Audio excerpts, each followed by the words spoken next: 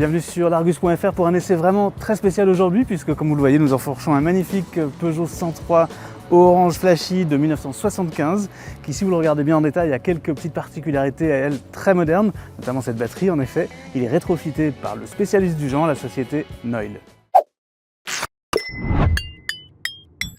L'élément le moins bien intégré, c'est naturellement la batterie qui est massive, posée sur le porte-bagages arrière. En revanche, le moteur, lui, est vraiment très discret. Derrière le carter d'origine, il reprend même la forme des ailettes du moteur de temps d'origine et il cache le moteur, bien sûr, le contrôleur électronique et un potentiomètre qui est, lui, directement relié à la poignée des gaz.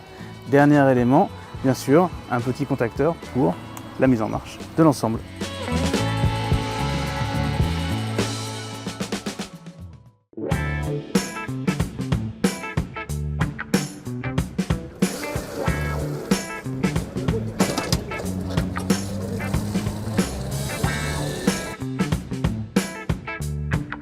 On a parfois un petit à-coup au démarrage dû à la tension de la courroie de transmission qui fait partie de la transmission à double étage reprise du 103 d'origine, donc courroie et chaîne, et c'est le bruit de cette chaîne qu'on entend de manière assez prononcée lorsqu'on roule. C'est lui qui accompagne les évolutions de ce 103 rétrofité, lui et aussi tous les petits bruits parasites qu'on peut trouver qui viennent de la construction d'époque. On est sur un deux roues qui date des années 70.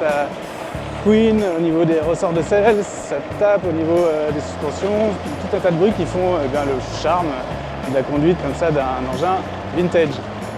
Pour ce qui est du confort, là on reste dans les années 70 et dans ce qui était quand même, rappelons-le, un véhicule populaire, très accessible, donc avec des éléments plutôt basiques. Donc on est plus dans les suspensions type pompe à vélo que vraiment des éléments très sophistiqués, mais on a quand même droit à une fourche et un double amortisseur arrière et une selle suspendue. Le poids, pour être homologué, ne peut pas dépasser de plus de 20% de poids d'origine. Et là, on est aux alentours de ce qu'était le poids à l'origine du 103, soit une cinquantaine de kilos, ce qui veut dire que c'est extrêmement maniable. C'est vraiment un vélo moteur au bon sens du terme, ce qui veut dire que c'est très facile, très accessible, et très agréable, en ville notamment. Je disais que c'était léger et maniable. Si besoin, on peut même se faufiler sur un trottoir. Allez, puisqu'on est dans les parages de Noil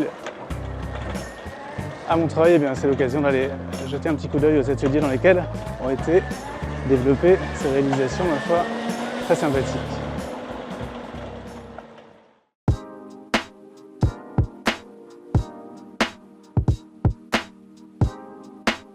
Nous sommes ici à Montreuil en banlieue parisienne, au cœur de l'atelier de Noil, où sont pensées les transformations de modèles comme ce 103 du milieu des années 70, qui une fois passé dans leurs mains, deviendra cette version rétrofitée 2024 que nous avons en l'essai. La pièce maîtresse naturellement ici, c'est le moteur, et comme vous voyez, en passant du petit bloc de temps avec des ailettes de refroidissement d'origine, on a réussi chez Noil à garder cette esthétique de manière bien sûr à ce qu'il soit mieux intégré visuellement dans le cadre du 103. Et ce bloc permet d'intégrer le moteur, son électronique de gestion et tous les éléments qui sont nécessaires à son fonctionnement en mode 100% électrique.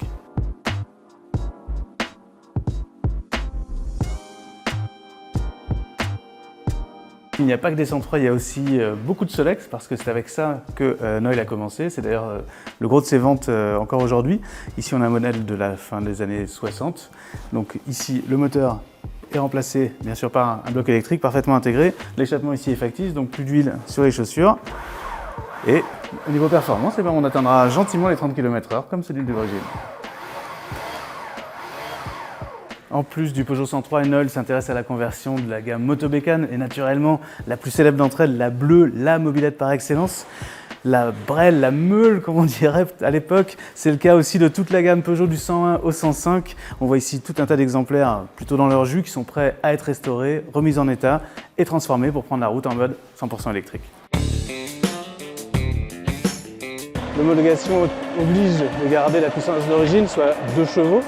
En revanche, pour le couple, c'est beaucoup plus libre. Évidemment, avec un moteur électrique, on a droit à beaucoup plus de couple que sur le petit deux temps des débuts du 103. Ce qui veut dire qu'on peut très facilement monter des côtes. Plus besoin de pédaler pour s'aider dans ces cas-là. Ça, c'est vraiment un confort qui n'a rien à voir avec celui d'un 103 de l'époque. Et vraiment, les accélérations sont bien suffisantes en ville. C'est très agréable. Il n'est absolument pas sous-motorisé. En revanche, côté freinage, voilà. Là, on est aussi au niveau des performances de l'époque. On garde les deux petits tambours vraiment limités qui sont plus des ralentisseurs que de véritables freins comme on est habitué à connaître aujourd'hui. On ne peut pas compter non plus sur l'aide d'une régénération qui permettrait de compléter le freinage parce que ça demanderait justement une homologation de freinage bien plus complexe et ce n'est pas ce qui est prévu pour ces modèles-là. Bon, ça reste un cycle moteur, ce qui veut dire qu'on a ni clignotant, ni rétroviseur. La seule chose qu'on a, c'est un petit klaxon. D'ailleurs pas si petit, plutôt puissant dans le genre. La recharge se fait sur n'importe quelle prise de 120 volts, tout simplement. Elle peut être faite directement sur le 103 en décalant légèrement la batterie. C'est une sécurité pour être sûr de ne pas repartir avec le câble branché. On peut aussi bien sûr la recharger à la maison, elle pèse à peu près 8 kg. Une charge dure 4 heures, ça permet d'arriver à peu près entre 40 et 60 km d'autonomie pour cette batterie qui fait 1,4 kWh de puissance brute, soit environ 1,2 de puissance utile exploitable.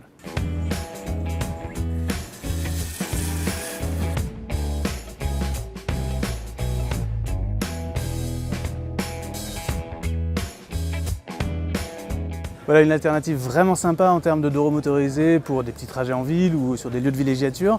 Alors reste la question du prix.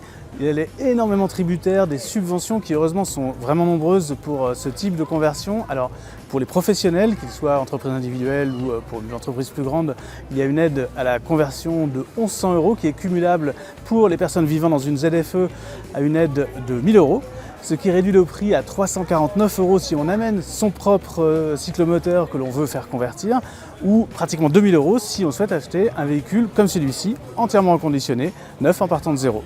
Enfin, sachez que si jamais vous avez des regrets après cette conversion et que vous souhaitiez revenir à une version thermique, c'est toujours possible parce que la construction que Noil propose est faite de manière à pouvoir laisser cette possibilité et revenir à l'état d'origine sans aucun souci. Voilà, j'espère que cette vidéo vous a plu et je vous dis à très bientôt sur l'Argus.fr.